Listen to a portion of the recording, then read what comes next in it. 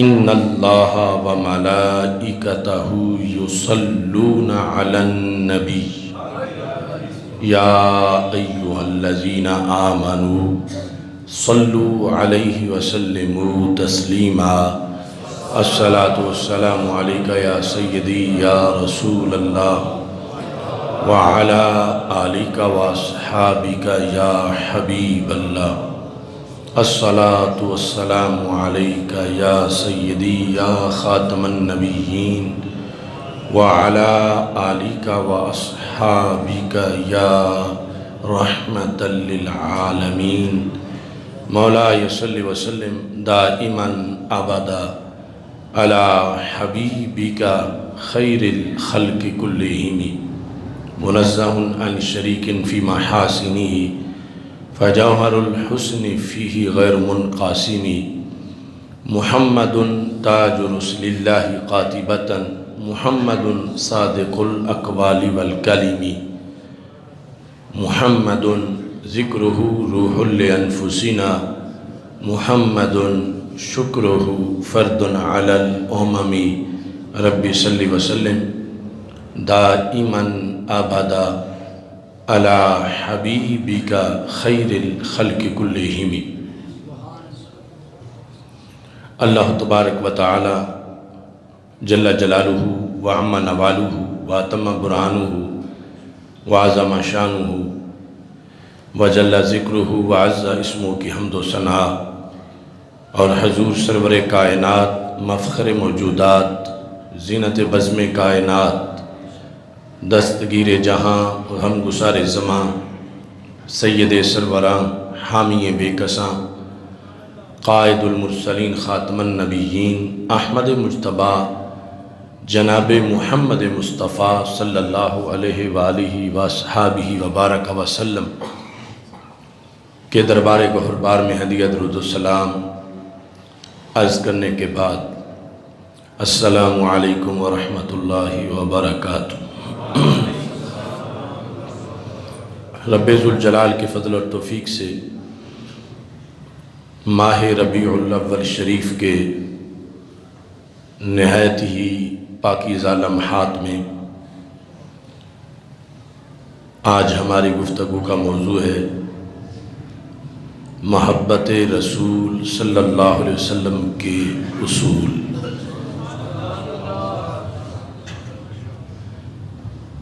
اسلام میں ہر حکم کے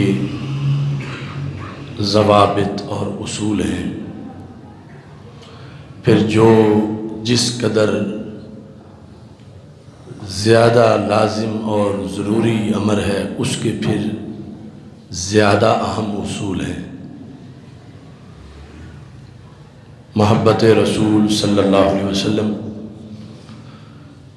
چونکہ ایک ایسی حقیقت ہے، اللہ کی محبت کے بعد مخلوق میں سب سے پہلے سب سے اہم اور ہمہ وقت جس محبت کا ہم سے تقاضا کیا گیا ہے وہ محبت رسول صلی اللہ علیہ وسلم۔ اللہ کی محبت کے لحاظ سے جو لفظ پہلے کا میں نے استعمال کیا وہ یعنی یہ سمجھانے کے لیے اس کا ذکر پہلے ہے، لیکن جو ترتیب پائی گئی معاشرے میں مکہ مکرمہ میں سب سے پہلے اس تحریک محبت میں، تو جن کے دلوں میں محبت رسول صلی اللہ علیہ وسلم جلوہ گر ہوئی تو فوراً محبت خداوندی بھی پیدا ہو گئی۔ تو محبت رسول صلی اللہ علیہ وسلم کے لازمی ضوابط اور اصول ہیں، اور کوئی بھی کام جب اصولوں کی روشنی میں کیا جاتا ہے تو پھر اس کا مکمل فائدہ ہوتا ہے، اور پھر اس کام میں انسان غیر قانونی امور سے محفوظ ہو جاتا ہے۔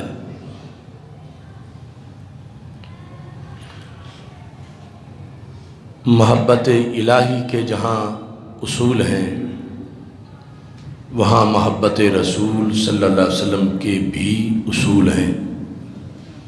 اور وہ قرآن و سنت میں ہیں، اور ان کے دائرے کے اندر اس فریضہ محبت رسول صلی اللہ علیہ وسلم کی ادائیگی انسان کو نجات دیتی ہے۔ اور اگر وہ اصول چھوڑ کے انسان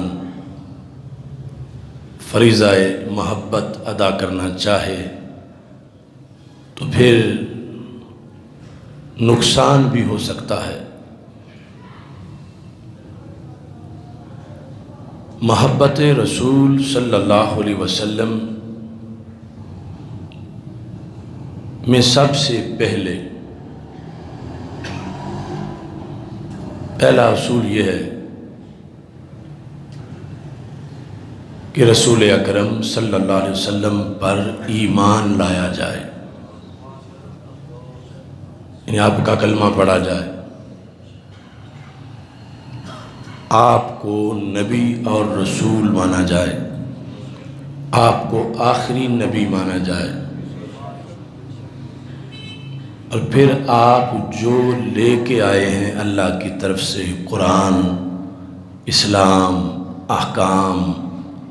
ان سب پر ایمان رکھا جائے۔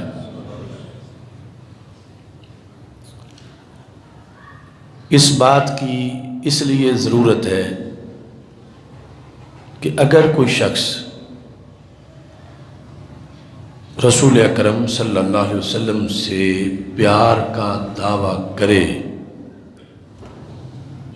مثلا ہندو ہے، سکھ ہے، کوئی غیر مسلم ہے، وہ کہتا ہے کہ رسول اکرم صلی اللہ علیہ وسلم کا کمال حسن ہے، کمال اخلاق ہے، جس طرح کہ کئی غیر مسلموں نے نعتیں بھی لکھی ہیں، تو اب اس کو محبت رسول صلی اللہ علیہ وسلم اس وقت جا کے کہہ دیا جائے گا جب اسی شوق میں بڑھتے بڑھتے وہ سرکار کا کلمہ بھی پڑھ لے، اور اگر کلمہ پڑھے بغیر مر جائے تو اس محبت کا اسے کوئی فائدہ نہیں ہوگا، یعنی وہ کافر مرا، مشرک مرا، اگرچہ وہ نعت خان بھی تھا۔ یہ جو مرزا قادیانی ملعون ہے، اس کی بھی باقاعدہ ایک نعتوں کی کتاب ہے در ثمین، تو کیا وہ نعتیں اس کو کوئی فائدہ دیں گی؟ کتنے غیر مسلم شعراء ہیں، تو اب وہ دعوے دار ہیں ہم بھی محمد عربی صلی اللہ علیہ وسلم سے پیار کرتے ہیں، تو جب سرکار کا کلمہ نہ پڑھیں، سرکار کی یہ شان کہ آپ نبی ہیں اور آپ آخری نبی ہیں، یہ مانے بغیر وہ بہت سی شانیں کہ جو ہم مانتے ہیں تو ہمیں فائدہ ہے ان کو ماننے کا، انہیں ان شانوں کو ماننے کا فائدہ تب ہوگا جب وہ پہلے ایمان لے آئیں گے۔ ہاں، اس لحاظ سے فائدہ ہو سکتا ہے کہ کسی غیر مسلم نے نعت لکھی تو اس کے صدقے اس پہ کرم ہو جائے اور وہ کلمہ پڑھ لے۔ یہ ہم جو کہہ رہے ہیں کہ فائدہ نہیں ہوگا، وہ اس صورت میں کہ جب کفر پہ اکڑا رہے، ضد کرے، ہٹ درمی کرے کہ میں نبی نہیں مانتا، میں رسول نہیں مانتا، ویسے میرا پیار بڑا ہے، تو ایسا پیار اللہ مسترد کرتا ہے۔ اگرچہ شان نبوت یہ ہے کہ یہاں استثنائی حالتوں میں، ویسے رب کا جو عادت جاریہ کا قانون ہے وہ تو اور ہے، ان اللہ لا یغفر ان یشرک بہ، لیکن رسول اکرم صلی اللہ علیہ وسلم کے لحاظ سے ابو لہب کی تخفیف کا ذکر لونڈی کو جو ولادت رسول صلی اللہ علیہ وسلم کی خوشی میں آزاد کیا، وہ فائدہ اسے پہنچنا حدیث بخاری سے ثابت ہے،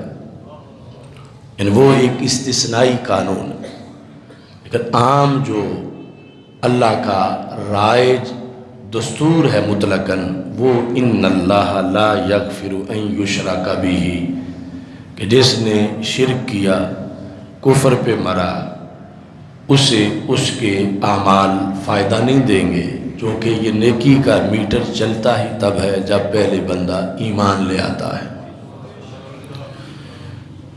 تو یہ جو محبت رسول صلی اللہ علیہ وسلم کے ایسے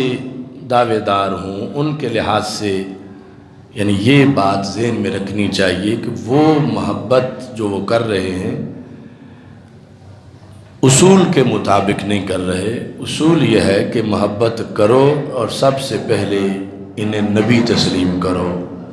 پھر آگے تیرے تو وصف عیب تناہی سے ہیں بری، حیران ہوں میرے شاہ کیا کیا کہوں تجھے۔ وہ شانیں ساری زندگی بیان کرتے کرتے ختم نہیں ہوں گی، لیکن جس کی وجہ سے بندے کو داخلہ ملتا ہے ایمان کی کلاس میں، وہ یہ ہے کہ سرکار کی شان نبوت و رسالت مان جائے اللہ کی توحید کے بعد، اور آخری نبی مان۔ یہ سمجھنے کے لیے آپ اس طرف توجہ کریں کہ ایک شخص جو ہے وہ بت پرستی نہیں چھوڑتا، لیکن دعوے دار اللہ سے پیار کا بھی ہے کہ میرا اللہ سے پیار ہے، میرا خالق سے پیار ہے، اور شانیں بھی اللہ تعالیٰ کی بیان کرتا ہے، لیکن اسے وحدہ لا شریک نہیں مانتا، تو اس کو ان شانیں بیان کرنے کا کوئی فائدہ نہیں ہوگا۔ یعنی اگر اسی طرح مر گیا تو ڈائریکٹ جہنم میں جائے گا اور کبھی بھی جہنم سے نکل نہیں سکے گا۔ ہاں، اس لحاظ سے فائدہ ہو سکتا ہے کہ ان شانوں کو مانتے مانتے اگر وہ توحید پرست ہو جائے اور عقیدہ توحید مان جائے، چونکہ کچھ لوگ جب انہوں نے کلمہ پڑھا تو رسول اکرم صلی اللہ علیہ وسلم سے پوچھا، یا رسول اللہ صلی اللہ علیہ وسلم، جو ہم کلمہ پڑھنے سے پہلے اچھے کام کرتے رہے تو کیا ہمیں ان کا کوئی فائدہ ہوگا؟ یعنی ہم اس وقت بھی مثال کے طور پر غریبوں کو کھانا کھلاتے تھے، ہم کسی کو کپڑے لے کر دیتے تھے، تو اس کا کوئی فائدہ ہوگا؟ تو رسول اکرم صلی اللہ علیہ وسلم نے فرمایا، انہی کی وجہ سے رب نے تمہیں ایمان نصیب کر دیا ہے۔ یعنی اس ضمن میں فائدہ ہو سکتا ہے کہ مومن ہو کے مرے، لیکن اگر ایمان نہیں لائیں گے تو پھر اللہ کا یہ فیصلہ ہے، والذین کفروا اعمالہم کسراب، کہ جنہوں نے کفر کیا ان کے اعمال سراب کی طرح ہیں، سین کے ساتھ سراب۔ یہ ریت پر دوپہر کے ٹائم سورج کی کرنوں سے جو ریفلیکشن ہے کہ لگتا ہے کہ سمندر ٹھاٹھے مار رہا ہے، حقیقت میں سمندر تو کیا ایک گلاس پانی تو کیا قطرہ بھی نہیں ہوتا۔ تو یہ کہ وہ صرف محبت کا دعویٰ نہیں تھا بلکہ عمل بھی تھے، لیکن اللہ پر ایمان نہیں تھا، تو اس ایمان کی نہ ہونے کی وجہ سے ان کو ان کے سارے اعمال، یہاں تک کہ رب ذوالجلال نے یہاں تک فرما دیا، اجعلتم سقایۃ الحاج و عمارۃ المسجد الحرام کمن آمن باللہ، حاجیوں کو پانی پلانا، مسجد حرام کا متولی بن جانا، اس کی نگہبانی نگہداشت کرنا، اللہ نے فرمایا یہ رب کو ایک ماننے کے برابر یہ کام نہیں ہو سکتے، ایمان کے برابر نہیں ہو سکتے، توحید و رسالت پر ایمان کے برابر نہیں ہو سکتے۔ تو محبت رسول صلی اللہ علیہ وسلم کے لحاظ سے سر فہرست ہمارے آقا صلی اللہ علیہ وسلم پر ایمان لانا ہے، جو اللہ کے فضل سے ہم سارے رسول اکرم صلی اللہ علیہ وسلم پر شروع سے ہی ایمان لائے ہوئے ہیں۔ ایمان بحیثیت نبی اور بحیثیت آخری نبی، اور پھر آگے رسول اکرم صلی اللہ علیہ وسلم کی ان گنت شانیں۔ اس کے ساتھ یہ ہے کہ جو کچھ آپ لے کے آئے اس پر ایمان، یہ محبت کی شرط ہے۔ لے کے آئے یعنی قرآن لے کے آئے، احکام لے کے آئے، اس پر بھی ایمان کہ وہ برحق ہے۔ اور اگر کوئی شخص ان میں سے کسی چیز کا منکر ہو جاتا ہے، دعوے دار ہے کہ میرا اللہ سے پیار ہے، اللہ کے رسول صلی اللہ علیہ وسلم سے پیار ہے، مگر خدا نخواستہ کہتا ہے میں یہ نماز نہیں مانتا، سیدھا یہ لفظ، تو اب وہ پیار، وہ ایمان بھی فائدہ مند نہیں ہوگا کہ یہ کہنا کہ میں یہ نماز کی فرضیت نہیں مانتا، تو یہ کفر ہے کہ جس لفظ کے ہوتے ہوئے پچھلا جو تھا کہ ایمان والا دعویٰ وہ غلط ہوگا۔ کسی بھی ضروریات دین میں سے کسی ایک ہی چیز کا بھی انکار کر دے۔ یہی وجہ تھی حضرت صدیق اکبر رضی اللہ تعالیٰ عنہ نے منکرین زکوٰۃ کے خلاف جہاد کیا، اور حضرت عمر رضی اللہ تعالیٰ عنہ نے مسئلہ پوچھنے کے لیے کہا کہ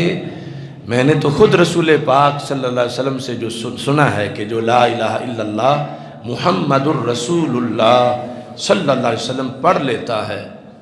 تو اس کا خون محفوظ ہو جاتا ہے۔ تو یہ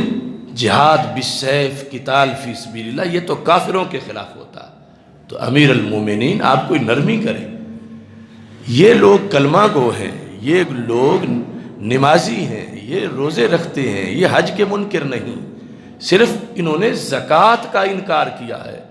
اور آپ نے ان کو اس کھاتے میں رکھ لیا ہے کہ جس میں کفار ہوتے ہیں۔ سمجھ آ رہی ہے سب کو؟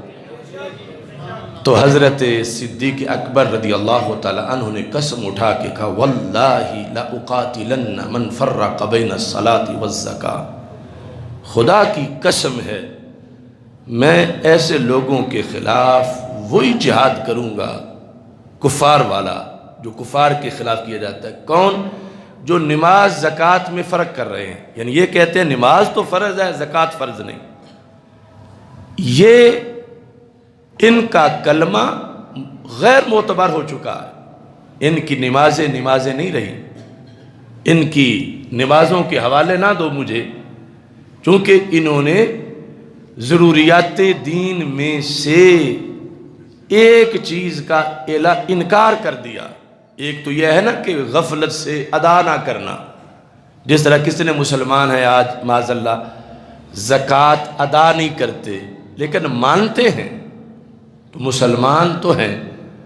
لیکن زکوٰۃ نہیں دیتے تو فاسق و فاجر ہیں۔ انکار جو ہے ایک چیز کا بھی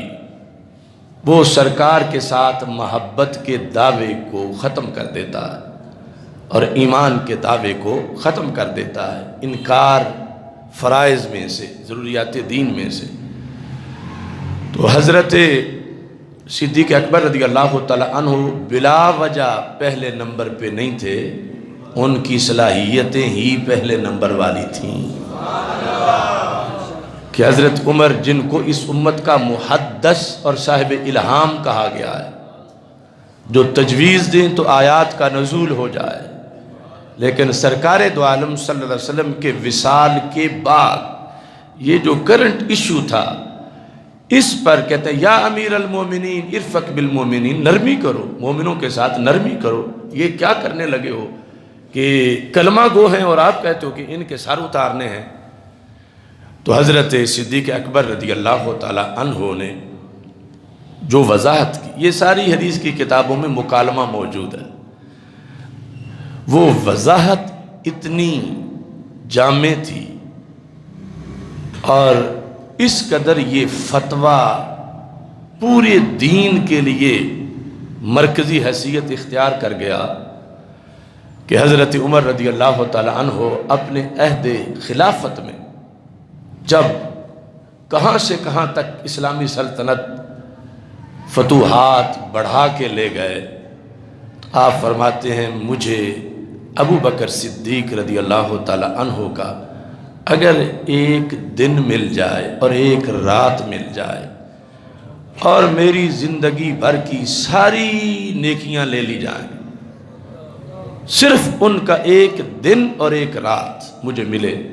تو میں سمجھتا ہوں کہ مجھے خسارہ نہیں ہوگا۔ پوچھا گیا رات کون سی اور دن کون سا؟ کہا رات ہجرت والی، اور دن کون سا؟ فرمایا دن اس فتوے والا کہ جب مجھ جیسا عمر کہہ رہا تھا کہ نرمی کرو نرمی کرو، اگر اس دن ابو بکر صدیق میری بات مان جاتے تو اس دین اسلام اس دن ہی ختم ہو جاتا معاذ۔ اللہ کا شکر ہے کہ میرا سینہ بھی رب نے اس بات کے لیے کھول دیا کہ جس کے لیے ابو بکر صدیق کا پہلے ہی کھولا ہوا تھا۔ کیونکہ حضرت صدیق اکبر رضی اللہ تعالیٰ نے پھر جلال اپنا دکھایا۔ پہلے تو جب مصلی پہ کھڑے کرنے کی بات تھی تو کہا جا رہا تھا نرم دل ہیں، یہ بوجھ کیسے اٹھائیں گے؟ تو سرکار فرماتے ہیں یأبی اللہ والمؤمنون، رب اور کسی کو کھڑا کرنے کی اجازت ہی نہیں دیتا، اور نہ صحابہ میرے کسی کے پیچھے کھڑے ہوں گے سارے۔ تو یہ فیصلہ ایام علالت میں ہمارے آقا علیہ السلام نے جو فرمایا تھا، اب آج پتہ چلا کہ اعصاب کس کے زیادہ مضبوط ہیں، کہ جب منکرین زکوٰۃ ہیں، مرتدین ہیں اور کئی جھوٹے دعوے دار نبوت کے، اور وحی آ نہیں سکتی، سرکار سامنے نہیں ہے، اور بندہ جس نے سنبھالنا ہے وہ غیر نبی ہے، اور آج سنبھالے گا تو پھر قیامت تک دین سنبھلے گا، اور اگر ایک بار درمیان میں سے حقیقت چھپ گئی، اندھیرا آ گیا تو پھر کیا بنے گا؟ اس پر حضرت ابو بکر صدیق رضی اللہ تعالیٰ عنہ کا جو سٹینڈ لینا تھا، فرمایا قد تم الدین وانقطع الوحی ینقص وانا حی، عمر دین مکمل ہو گیا، وحی بند ہو گئی، چھٹیاں دینے والے چلے گئے جن کا اختیار تھا چھٹی دینا، اب ہمارا کام چھٹی دینا نہیں، ہمارا کام دین کو پورا رکھنا ہے، لہٰذا ہم نہیں کسی کو چھٹی دیں گے، چونکہ چھٹی کا سلسلہ شروع ہوا تو پھر آج زکوٰۃ کی تو پھر نماز کی چھٹی والے آ جائیں گے۔ تو ساتھ حضرت عمر رضی اللہ تعالیٰ عنہ کو جھنجھوڑا، مالا کا اجبار فی الجاہلیہ وخوار فی الاسلام، عمر ہوش کرو، جب تم جاہلیت میں تھے تو بڑے دلیر تھے، آج تم ڈرپوکوں والی باتیں کر رہے ہو، ایسی باتیں میرے ساتھ نہ کرو۔ ضروریات دین میں سے جب کسی ایک شے کا بھی خدا نخواستہ کوئی مسلمان منکر ہو جائے تو دین نہیں رہتا، کلمہ نہیں رہتا، لہذا ان کی نماز ہم نہیں دیکھیں گے، ان کا روزہ، ان کا کلمہ۔ جب منکر زکوٰۃ ہیں تو اسلام ایسا نہیں ہوتا کہ 1% کفر آ جائے اور باقی اسلام رہے، جب آتا ہے تو پھر سارا ہی کفر بن جاتا ہے۔ جب 1% کفر، یعنی جب اسلام میں جو ضروریات دین ہیں ان کا کوئی منکر ہو گیا، مثلا عقیدہ تقدیر کا معاذ اللہ کوئی منکر ہو گیا، تو یہ نہیں کہا جائے گا کہ اس کا 90% ایمان تو ہے، 10% ختم ہو گیا ہے، جو کہ تقدیر کے مسئلے پر نہیں رہا۔ اسلام کہتا ہے سارا ہی ختم ہو گیا ہے۔ باطل دوئی پسند ہے، حق لا شریک ہے، حق لا شریک ہے، ایسا نہیں ہو سکتا آدھا ایمان آدھا کفر، جب یوں ہو تو پھر حکم ہے کہ پورا ہی کافر ہے۔ اب ایک حرف قرآن کا نہ مانے تو یہ تو تم بھی فتویٰ جانتے ہو کہ باقی ماننے کا بھی فائدہ نہیں رہتا، جو کہ پھر کافر ہو جاتا ہے، ایک آیت سے کافر ہو جاتا ہے۔ جگ دودھ کا بھرا ہو جس کے اندر دودھ ہے، مثال کے طور پر 1 کلو، اور اس کا 20واں حصہ تھوڑا سا اس میں کوئی حرام چیز آ جائے تو کیا یہ کہا جائے گا کہ یہ 19% تو جائز ہے پی لینا اور 1% ناجائز ہے؟ لیکن کیا کہو گے تم عوام بھی اتنا کہ نہیں یہ سارا ہی پلید ہو گیا ہے. تو یہ اس وقت ابھی احکام اصول سارے پھر مرتب ہونے تھے، بعد میں کتابوں میں لکھے گئے. حضرت صدیق اکبر رضی اللہ تعالی عنہ نے جب جھنجھوڑا تو حضرت عمر کہنے لگے میرا سینہ بھی رب نے کھول دیا. تو یہ ہے ایمان لانا، کہ ایمان لانے کے بعد اگر ضروریات دین میں سے ایک کا بھی کوئی منکر ہو جائے تو ایمان نہیں رہتا. مثال کے طور پر ایک بندہ سارا دین مانتا ہے، ایمان مجمل مفصل، کسی کے لحاظ سے بھی کوئی کمی نہیں، 5 وقت کا نمازی ہے، بلکہ دن میں اس نے 1000 سجدہ رب کو کیا، مگر خدا نخواستہ آخر میں ایک سجدہ بت کو کر دیا، صرف ایک سجدہ. اور یہ بھی نہیں کہا کہ یہ بت میرا معبود ہے، یہ بھی نہیں کہا کہ یہ بت میرا اللہ ہے، صرف اس کا اس بت کے سامنے حالت سجدہ میں چلے جانا یہی اس کے کافر ہونے کے لیے کافی قرار پائے گا کہ اس نے ضروریات دین میں سے ایک کا انکار کیا، کہ اس نے غیر اللہ کی عبادت کی، اس نے سجدہ کیا بت کو.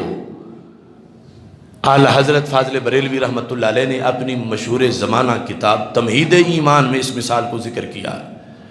کہ وہ 1000 سجدہ جو رب کو کیا تھا اس کا کوئی لحاظ اب نہیں ہوگا، کیونکہ ایک سجدہ بت کو کر دیا. تو ایمان اور محبت کا دعویٰ اس کے لیے بڑے کڑے ضابطے ہیں کہ جو کچھ ہمارے آقا صلی اللہ علیہ وسلم لے کر آئے اس کو صرف ایک بار نہیں ماننا، مان کے سانس نکلنے تک برقرار رہنا، تو پھر یہ محبت فائدہ دے گی. اور اگر مانا ہی نہیں یا مان کے چھوڑ دیا ہے معاذ اللہ تو پھر فیصلہ شریعت کا اور ہے. اب جو کچھ ہمارے آقا صلی اللہ علیہ وسلم لے کر آئے ان میں کچھ فرائض ہیں، کچھ واجبات ہیں، کچھ سنتیں ہیں، کچھ مستحبات ہیں، اور دوسری طرف کچھ وہ ہیں جن سے شریعت نے آپ کے لائے ہوئے دین نے روکا کہ یہ حرام ہے، یہ نہ کرو، یہ مکروہ تحریمی ہے، یہ مکروہ تنزیہی ہے، یہ خلاف اولا ہے. تو محب وہ ہے ان سب باتوں کو ان کے درجے میں درجہ بدرجہ مانتا جاتا ہے،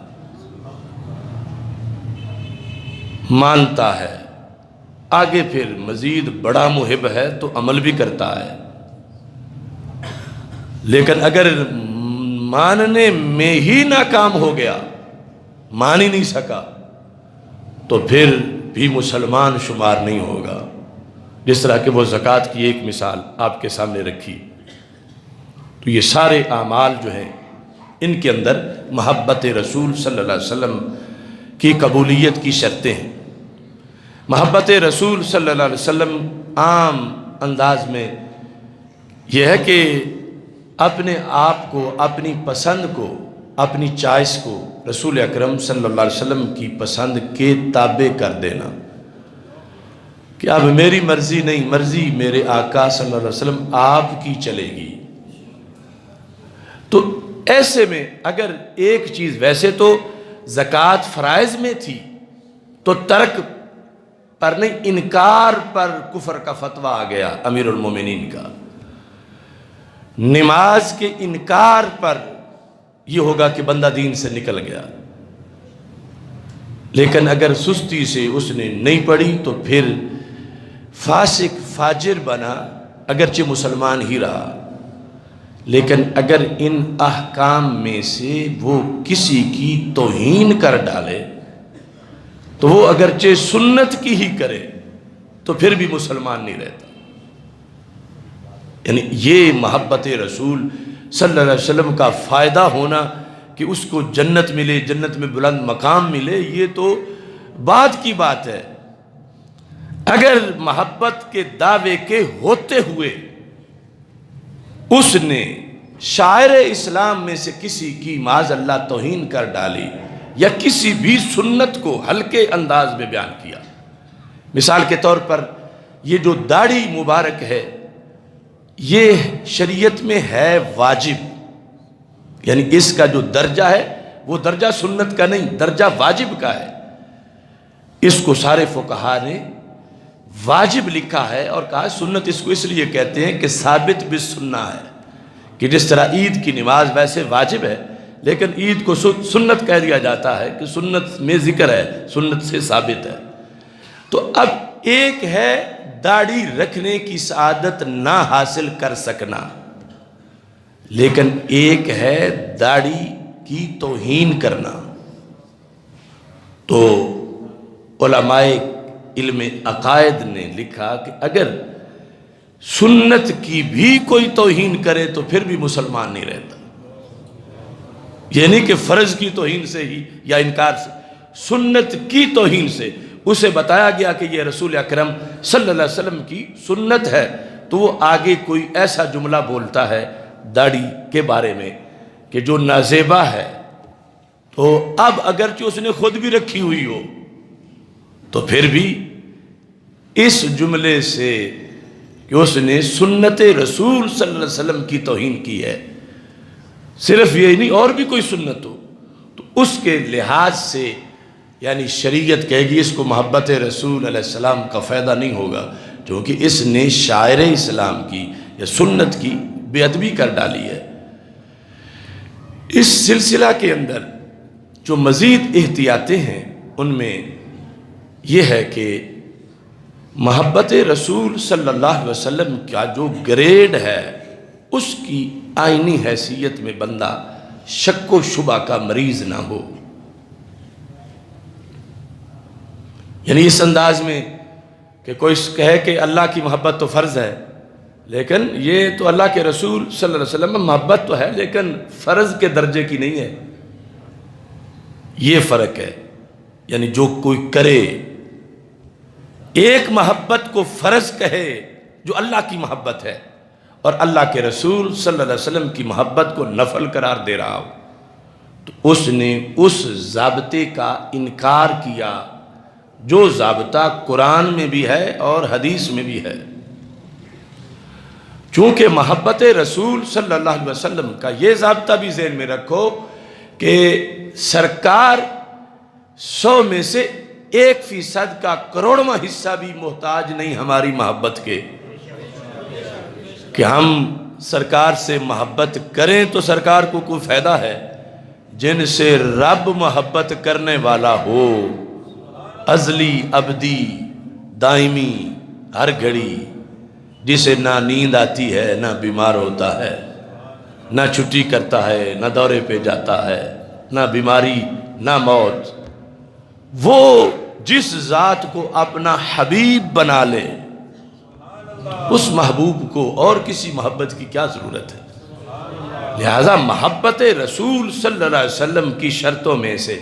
یہ ہے کہ محب پیار کرتے ہوئے ذہن میں نہ رہے کہ میں کوئی سرکار پہ احسان کر رہا ہوں معاذ اللہ، بلکہ اپنی حاجت، ایمانی حاجت، نجات کے لیے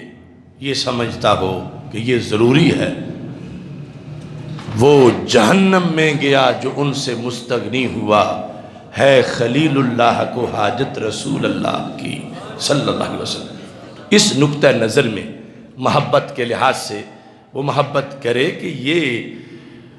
جیسے اللہ کی محبت لازم ہے ایسے ہی رسول اللہ صلی اللہ علیہ وسلم کی محبت بھی اسی درجے میں لازم ہے، اور اس میں ساتھ اضافہ یہ ہے کہ اللہ والی محبت کی قبولیت کی گارنٹی تب ملتی ہے جب محب خدا محب رسول بھی بن جاتا ہے، کیونکہ ہمارے آقا صلی اللہ علیہ وسلم نے جب فرمایا احب اللہ سے پیار کرو، لما یغزوکم بہ من النعم، وہ تمہیں ہر وقت کھلا پلا رہا ہے، نعمتیں ہیں اس کی، اس سے پیار کرو۔ پھر احبونی، مجھ سے پیار کرو۔ کس لیے؟ اس پیار کا سبب کیا ہے؟ تو کروڑوں سبب ہو سکتے تھے، سرکار فرماتے لِأَنَّ مفتاح الجنت بیدی وانتم تحتاجون الی الجنہ، تم سارے جنت کے طلبگار ہو اور چابی تو میرے ہاتھ میں ہے جنت میں، تو مجھ سے پیار کرو اگر جنت لینی ہے۔ یا فرماتے کہ انتم تطلبون القیام تحت لواء الحمد وبیدی لواء الحمد، قیامت کے دن تم سب اس جھنڈے کے نیچے کھڑا ہونا چاہتے ہو جہاں نبی رسول سب کٹھے ہوں گے، تو وہ جھنڈا تو میرے ہاتھ میں ہے، اگر جگہ لینی ہے اس جھنڈے کے نیچے تو پیار کرو۔ کروڑ ہاں باتیں ہو سکتی تھیں، لیکن سرکار نے کیا فرمایا؟ فرمایا احبونی بحب اللہ، میرے ساتھ اس لیے پیار کرو کہ تمہاری رب والی محبت مانی تب جائے گی جب میرے ساتھ بھی کرو گے، ورنہ رب والا پیار نہیں مانا جائے گا کہ تم کہو قیامت کے دن کہ ہم محب خدا ہیں، محب اللہ ہے، ہماری اللہ سے محبت ہے، اور میرے والا خانہ جو محبت کا تھا وہ خالی ہوا، تو رب وہ محبت کا تمہارا دعویٰ تمہارے منہ پہ مارے گا کہ تم جھوٹ بول رہے ہو، اگر مجھ سے ہوتی تو جس سے پیار ہو اس کے پیارے سے بھی پیار ہوتا ہے، تو چونکہ میرے پیارے ہیں حضرت محمد مصطفیٰ صلی اللہ علیہ وسلم، اور تم نے ان سے تو پیار کیا نہیں اور میرے پیار کا دعویٰ کر رہے ہو، لہذا ایسے پیار کو میں قبول نہیں کرتا۔ سرکار فرماتے ہیں وہ اپنی اللہ والی محبت کا اجر لینے کے لیے مجھ سے پیار کرو، کہ وہ رب والی محبت منظور تب ہوگی جب میرے ساتھ بھی پیار کرو گے، ورنہ وہ محبت منظور ہی نہیں ہوگی۔ تو پتہ چلا کہ ایک تو سرکار کی محبت سرکار کی اپنی وجہ سے ہے، اور دوسرا جو اللہ والی محبت ہے اس کی قبولیت کے لیے بھی ہے، کہ وہ ملتی تب ہے جب سرکار کی محبت ہو۔ چونکہ یہ جو محبت کے لحاظ سے ترتیب ہے، محبت رسول صلی اللہ علیہ وسلم جب جلوہ گر ہوتی ہے تو فوراً متصل ساتھ ہی محبت خدا بھی ہوتی ہے۔ ایسا نہیں ہو سکتا کہ کوئی بندہ زندگی بھر محب نبی علیہ السلام تو سچا ہو اور اللہ کی محبت سے محروم رہے، ایسا زندگی بھر تو کیا ایک منٹ پورا بھی ممکن نہیں۔ اب صحابہ کرام رضی اللہ تعالی عنہم جس وقت حدیبیہ میں ہمارے آقا صلی اللہ علیہ وسلم کے وضو والی پانی کو اپنے چہروں پہ مل رہے تھے، تو آپ نے پوچھ لیا ما یحملکم علی ھذا، صحابہ یہ کیا مجبوری ہے تمہیں، کیا مجبوری ہے، کیوں ایسا کرتے ہو؟ تو صحابہ نے کہا یہ مجبوری ہے، کون سی؟ حب اللہ ورسولی، یہ بخاری ہے، اور مجبوری کیا ہونی ہے؟ یہ مجبوری ہے، ہمیں اللہ سے پیار اور آپ سے پیار ہے۔ اس پیار کو سکون تب ملتا ہے جب یہ پانی ماتھے پہ ہم لگا لیتے ہیں، یہ ہمیں مجبوری ہے، یہ بخاری شریف میں ہے۔ اب دیکھو وہ وضو والا پانی تو سرکار کے جسم سے لگا ہے، اللہ تو جسم سے ہی پاک ہے، اور اللہ تو وضو کرنے سے ہی پاک ہے، جو جسم ہو تو پھر وضو ہو۔ تو یہاں صحابہ کیا کہتے ہیں کہ آپ کے بدن سے لگا ہوا پانی صرف ہم آپ کی محبت کے لیے لیں؟ محبوب یہ تو اس پانی کا کمال ہے، یہ دونوں محبتوں کا گھر پورا کر رہا ہے، حب اللہ ورسولی۔ اب کس کی مجال ہے کہ کوئی کہے یہ حدیبیہ والوں کو توحید نہیں آتی تھی، انہیں تو چاہیے تھا کہ صرف کہتے حب اللہ یا صرف کہتے حب الرسول، انہوں نے مکس کر دیا دونوں محبتیں اسی وضو کے پانی میں، تو پتہ چلا محبت رسول صلی اللہ علیہ وسلم کو محبت خدا کہنا، یہ بات بریلی شریف میں گڑی نہیں گئی، حدیبیہ شریف میں پڑھی گئی ہے کہ ان محبتوں میں ڈیفرنس نہ کرو، فرق نہ کرو، درمیان میں لائن نہ بناؤ، چونکہ رب نے اکٹھا کر دیا ہے دونوں محبتوں کو، رب ذوالجلال نے۔ تو اب ان کے درمیان تفریق کرنا وہ پھر کوئی تفریق والا ہوگا، فرقہ واریت والا، ورنہ جنہیں دین ہمارے نبی علیہ السلام نے پڑھایا ہے، حالانکہ سرکار صلی اللہ علیہ وسلم نے جب یہ پوچھا تھا کیا مجبوری ہے، ما یحملکم علی ھذا، تو میرا یہ یقین ہے کہ یہ حدیث بیان کر کے کہ صحابہ یوں لعاب دہن بھی ماتھے پہ لگا رہے تھے اور وضو کا پانی بھی لے رہے تھے، وہ بندہ ہمارا آج 15ویں صدی کا کہ جو کوئی عالم دین نہیں، جس نے حدیث پڑھی نہیں، اس سے پوچھا جائے کہ یہ صحابہ ایسا کیوں کر رہے تھے، اگرچہ یہ پاس نہیں تھا اور یہ کوئی محدث بھی نہیں ہے، لیکن فٹ بولے گا وہ سرکار سے پیار کی وجہ سے کر رہے ہیں، یعنی فوراً یہ جواب دے گا۔ تو سرکار کو نہیں پتا تھا کہ یہ کیوں کر رہے ہیں، پتہ ہونے کے باوجود سوال میں بھی ایک علم تھا، جواب تو جواب بننا ہی ہے، سوال میں بھی ایک اصول کا بیان تھا، اور ایک نہیں کئی اصولوں کا بیان تھا۔ پہلا تو یہ تھا اصول محبت میں کہ محبت اگر شریعت کے کسی حکم سے ٹکر نہ لے رہی ہو، معمولی سی بھی، اگرچہ طریقہ کار کوئی نیا ہی ہو، تو پھر بھی شریعت اس محبت کو اپنی آغوش میں لے لیتی ہے۔ رسول اکرم صلی اللہ علیہ وسلم نے سوال کر کے امت پہ واضح کیا کہ یہ میرے غلاموں نے کام خود ہی شروع کیا ہوا تھا، اگر سرکار نے حکم دیا ہوتا بعد میں تو حکم بھی آیا، لیکن اس موقع پر ابھی حکم نہیں دیا تھا، حکم دیا ہوتا کہ جب میں وضو کروں تو آ کے پانی لیا کرو تو کیوں پوچھتے کیا مجبوری ہے، وہ کہتے سرکار آپ نے حکم دیا ہوا ہے اس لیے کرتے، حکم نہیں دیا تھا، محبت پڑ گئی تھی، اور جب وحی ابھی اتر رہی ہو اس وقت محبت پڑ جائے اور شریعت سے نہ ٹکرائے تو دین ہوتا ہے، اور جب وحی کا دروازہ بھی بند ہو، محبت کو اور کوئی انتظار بھی نہیں کہ کوئی آیت اترے، اور شریعت سے ٹکرا نہ رہی ہو، تو پھر وہ محبت بدعت نہیں ہوتی، وہ شریعت ہی ہوتی ہے۔ یعنی ایک تو یہ نا کہ آج ہم کوئی نیا کام شروع کریں، ادھر تو سرکار خود سامنے ہے، اور صحابہ کے صحابہ ہونے کا کمال یہ ہے کہ لگتا ہے کہ سانس بھی سرکار کی اجازت سے لیتے ہیں، تو اتنا بڑا کام سرکار کے سامنے خود ہی شروع کر دیا، تو اگر یہ قابلیت سرکار سے حاصل نہ ہوئی ہوتی تو مجال تھی، اگر شرک و بدعت والا دھندا اس نے بننا ہوتا تو مجال تھی کہ صحابہ کی اتنی تربیت ابھی نہیں ہوئی کہ حدیبیہ کے سال تک، آگے تو پیچھے سال ہی تھوڑے سے رہ گئے، ابھی تک ان کا مزاج معاذلہ شرک و بدعت والا ہے۔ سرکار نے سوال کر کے بھی واضح کر دیا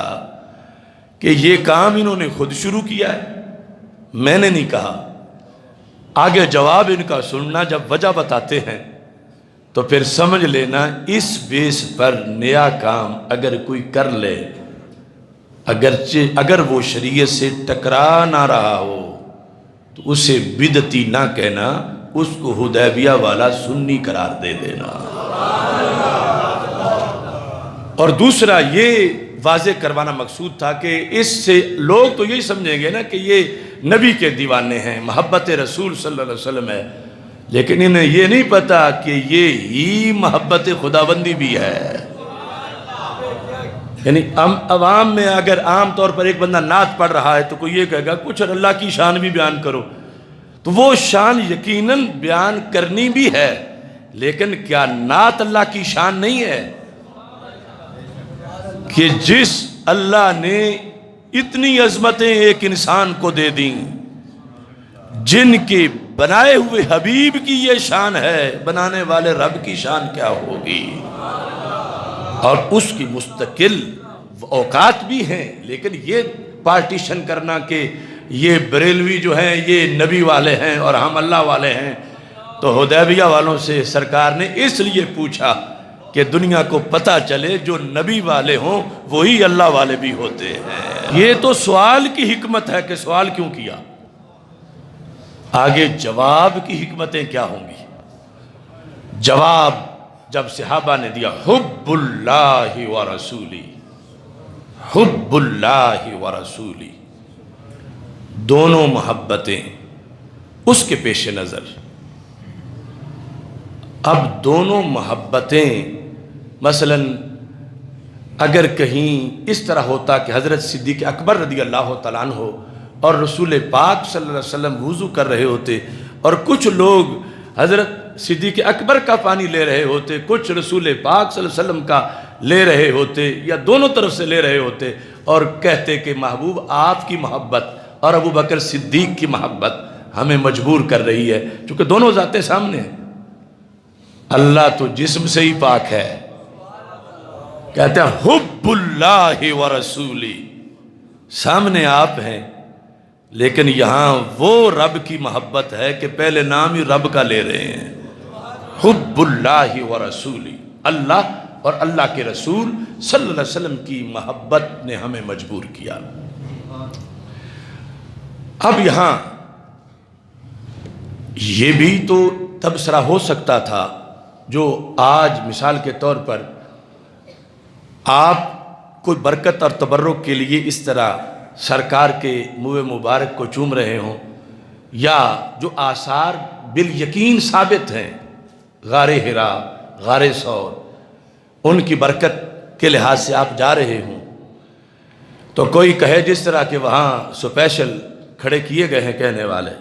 کہ محبت والے کام اور بڑے ہیں، نماز پڑھو، محبت نبی ہے تو نماز پڑھو،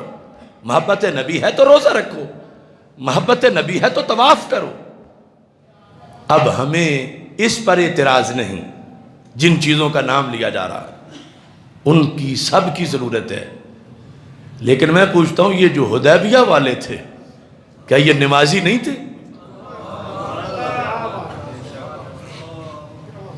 کیا ان کی داڑیاں نہیں تھیں؟ امامیں نہیں تھے؟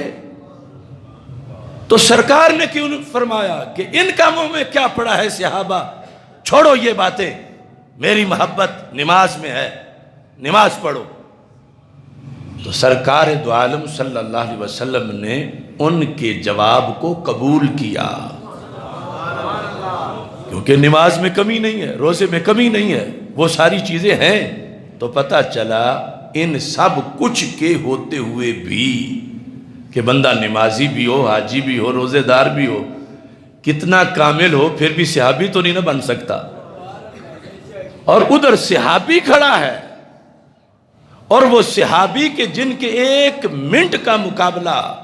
غوث کتب ابدال کروڑوں بھی نہیں کر سکتے جو غیر صحابی ہوں، وہ صحابی جو ہے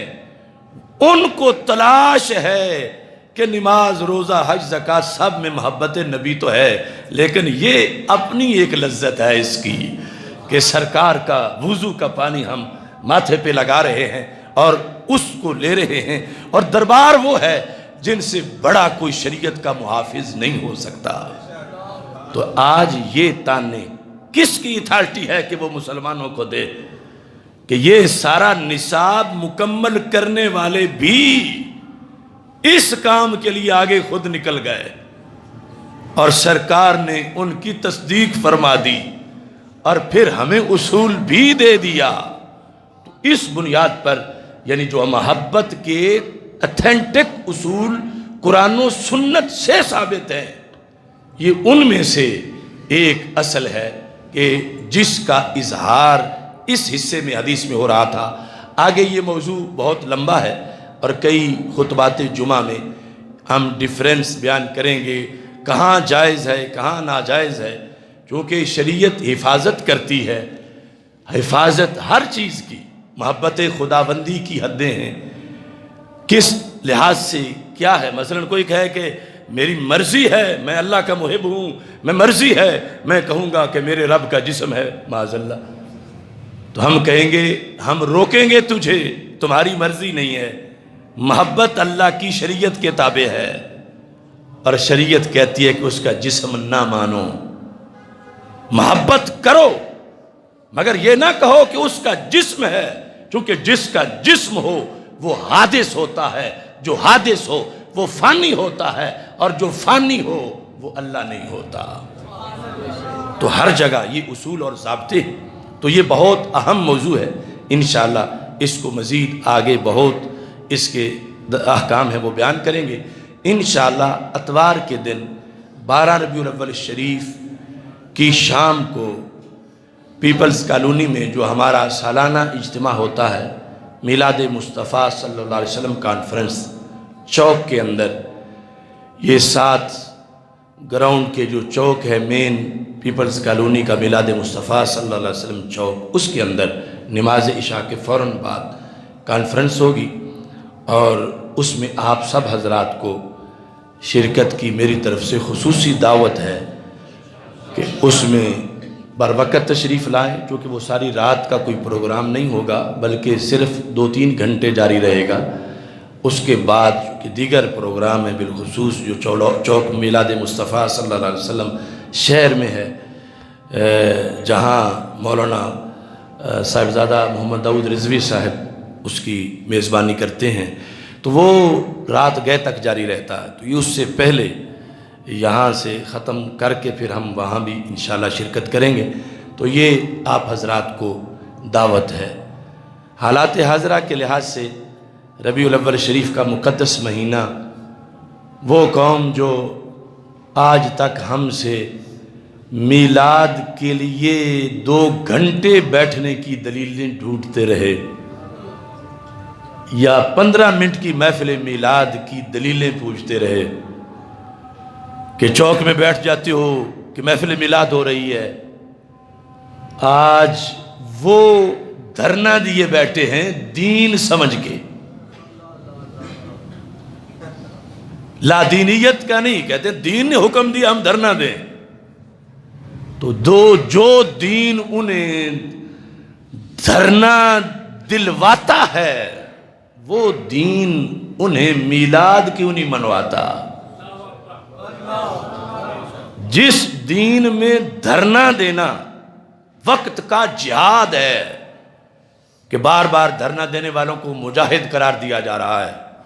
مجاہد، تو اگر کوئی نئی آیت اتری ہے تو ہمیں بھی بتا دیا جائے، اور اگر اپنے مقاصد جو ان کے بقول اچھے مقاصد ہیں اس کے لیے مسلسل اتنی بڑی تعداد کے اندر بیٹھ جانا اور اپنے اوپر لازم کر لینا کہ ہم نے نہیں اٹھنا، ہم نے نہیں اٹھنا، اگر شریعت اس بات کی اجازت دے سکتی ہے تو پھر وہ یہ کیوں نہیں اجازت دیتی کہ رسول اللہ صلی اللہ علیہ وسلم کی خوشی کے اظہار کے لیے اکٹھے بیٹھ جائیں یا اکٹھے چل پڑیں؟ انہیں میلاد کے موقع پر تو شریعت جلوس کی اجازت نہیں دیتی بلکہ حرام تک کہہ دیتی ہے،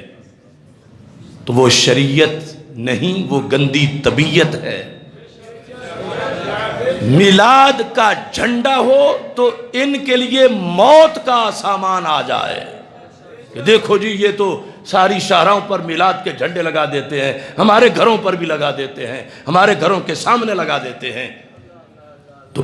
یہ ہزاروں لاکھوں جھنڈے جو یہ کہاں سے لے کر کہاں تک لگاتے لگاتے کہاں پہنچے، اس جھنڈے سے ان کے دین نے کیوں نہیں روکا؟ ان کو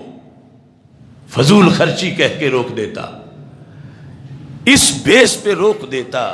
کہ کیا صحابہ نے یوں لگائے تھے؟ کیا صحابہ یوں دھرنا دے کے بیٹھے تھے؟ کیا صحابہ نے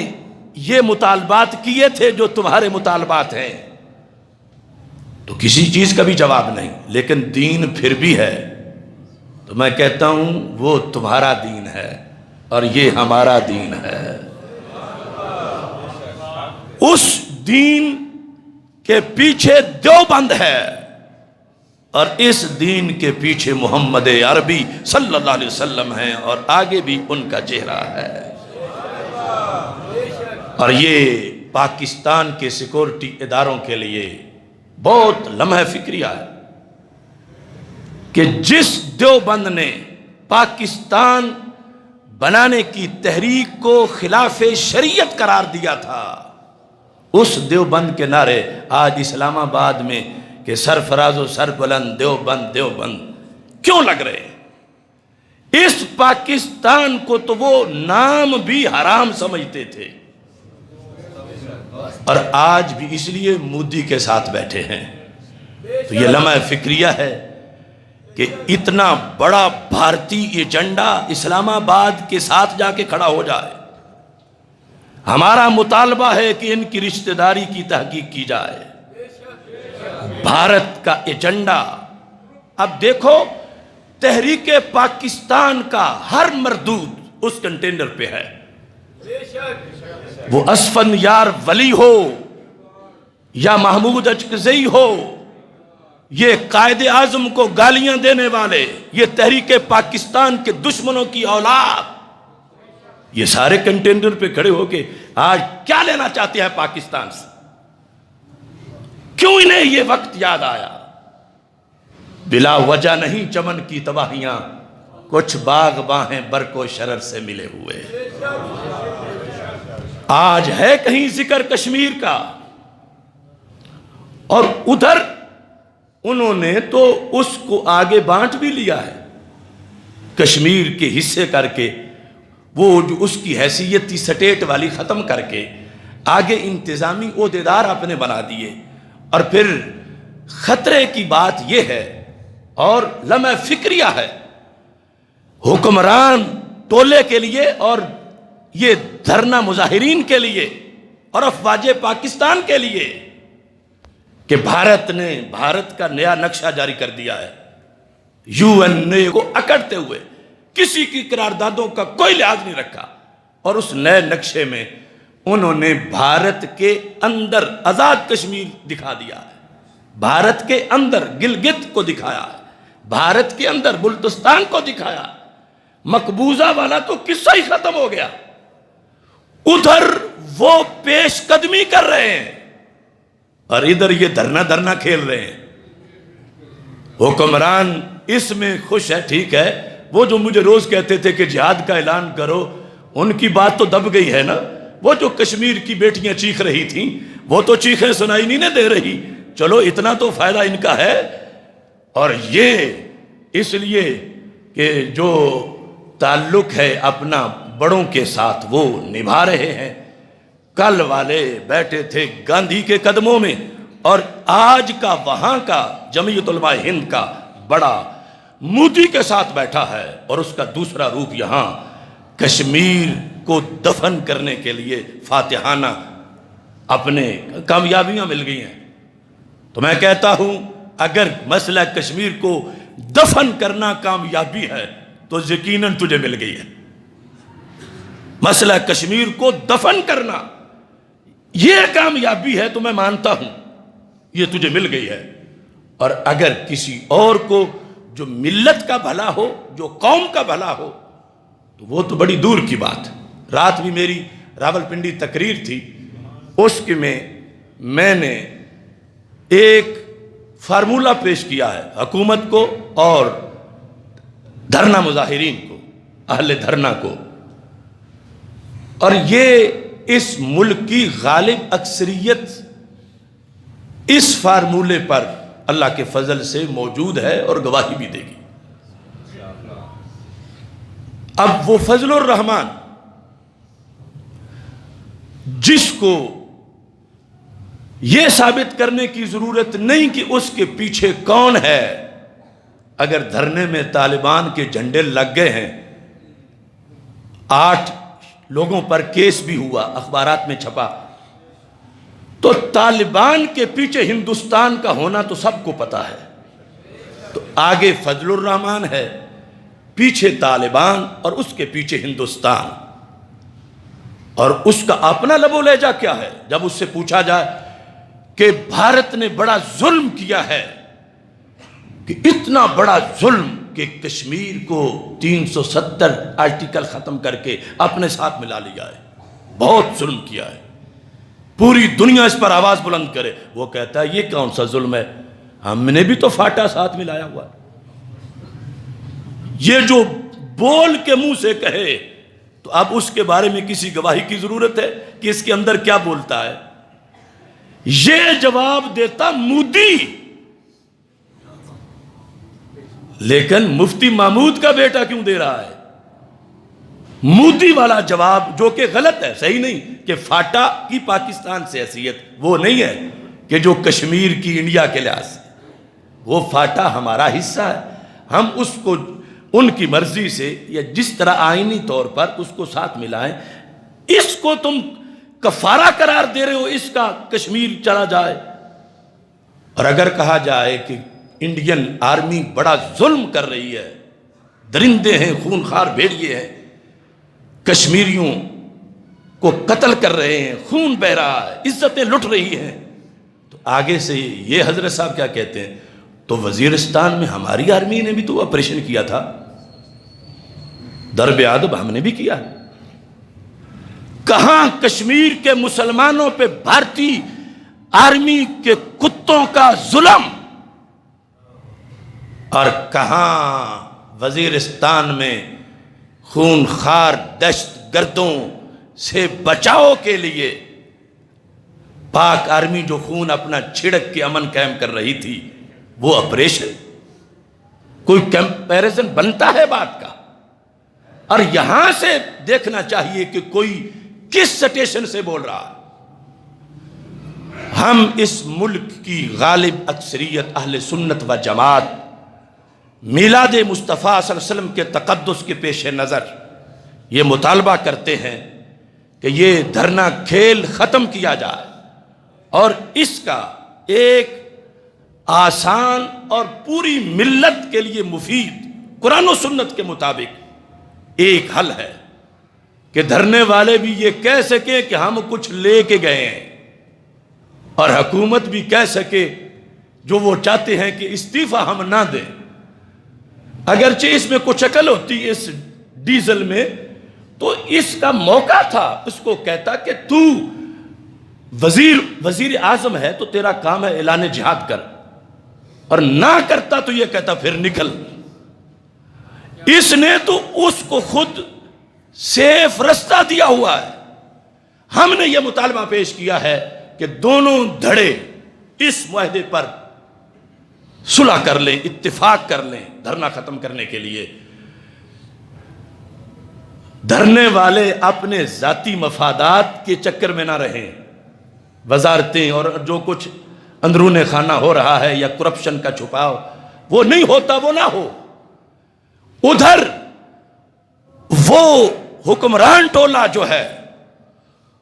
ان کے لحاظ سے بھی انہیں اپنی اکڑ ختم کر کے نیچے آنا پڑے گا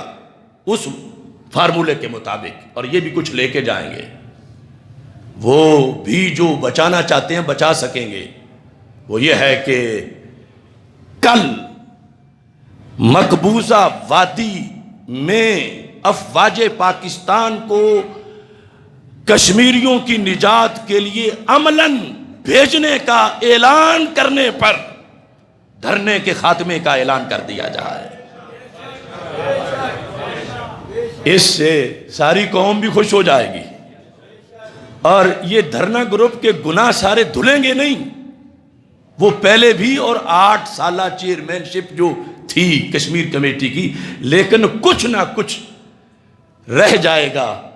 بھرم کہ دیکھو دھرنا دے کے انہوں نے جہاد کشمیر شروع کروا دیا، دھرنا دے کے انہوں نے مسلمان بیٹیوں کی عزت پہ پہرا دے دیا، دھرنا دے کر اس وقت تک نہیں اٹھے جب تک ہمارے زرار ٹینک سری نگر نہیں پہنچے، یہ اعلان کروا کے اٹھے ہیں۔ تو دیکھو اس سے جو ان کی ساکھ بحال ہوگی، وہ تو 20 وزارتیں ملنے سے بھی نہیں ہو سکتی اور کبھی بھی نہیں ہو سکتی۔ اور ادھر جو اپنا وزیر اعظم بچانا چاہتے ہیں تو وہ بھی اس کو بچا سکیں گے، اگرچہ وہ آل ہی نہیں تھا کہ ایک دن بھی بنتا۔ یہ مسجد ہے پاکستان، اس کا امام وہ نہیں ہو سکتا جس کو خاتم النبیین بھی پڑھنا نہ آئے، آل ہی نہیں۔ لیکن اب وقت جنگ، اس وقت یہ کہنا کہ کہ جب ادھر سے دشمن آزاد کشمیر آ رہا ہے، گلگت آ رہا ہے، بلتستان آ رہا ہے، اب ادھر یہ کہتے ہیں کہ جس نے آرڈر دینا ہے فوج کو اب کچھ دنوں کے لیے اس کی یہ حیثیت بھی ختم ہو تاکہ ان کو کھلی چھٹی مل جائے کہ جہاں تک آنا چاہتے ہیں وہ آ جائیں۔ ایسی صورتحال میں آپ بھی اس تجویز پہ متفق ہیں؟ یہ صرف ہماری جو اس وقت ذمہ داری ہے کہ رستہ جو قرآن و سنت کے جواز کا ہے اور تقاضا ہے قرآن کا اس وقت، اور 3 مہینے ہو گئے ہیں ہمیں قرآن جھنجھوڑ رہا ہے کہ ادھر وہ اسلام کی وجہ سے محصور ہیں۔ اب ربیع الاول شریف کے مہینے میں بھی وہ گھروں پہ چراغاں نہیں کر سکتے، وہ باہر نہیں نکل سکتے، وہ جلوس نہیں نکال سکتے، وہ جمعہ نہیں پڑھ سکتے، تو اس پر دونوں طرف ان کو مفت میں ثواب مل جائے گا، پوری امت کی دعائیں مل جائیں گی، پوری امت اس کو اپریشیٹ کرے گی، حکومت کے اس فیصلے کو اور ان کے اس فیصلے کو۔ باقی آگے جو شرعی حکم اور فرضیت جہاد کا فتویٰ ہے وہ تو ہم پہلے دے چکے ہیں اور تقاضا کر رہے ہیں، اور اس کے مختلف جو مظاہرے آپ نے بھی کیے، لیکن آج عقل دنگ ہے کہ ان لوگوں کے دماغوں پہ پردہ کیوں پڑا ہوا ہے۔ ظاہر ہے کہ یہ دھرنے والے کو جنہوں نے ہوا بھری تھی وہ بھر کے خود غائب ہو گئے ہیں، اور یہ بیچارہ مارا مارا پھر رہا ہے کہ میں کب پھٹتا ہوں، کب پھٹتا ہوں، میری کوئی ہوا نکالے تو میں بچ جاؤں۔ مل کچھ نہیں رہا، اور خالی ہاتھ گھر جانے پر پوری نسل تانے دیتی رہے گی۔ تو میں رستہ بتا رہا ہوں، اس طرح بھرم رہ سکتا ہے۔ ہمارا تو دین ہے لیکن تمہارا بھرم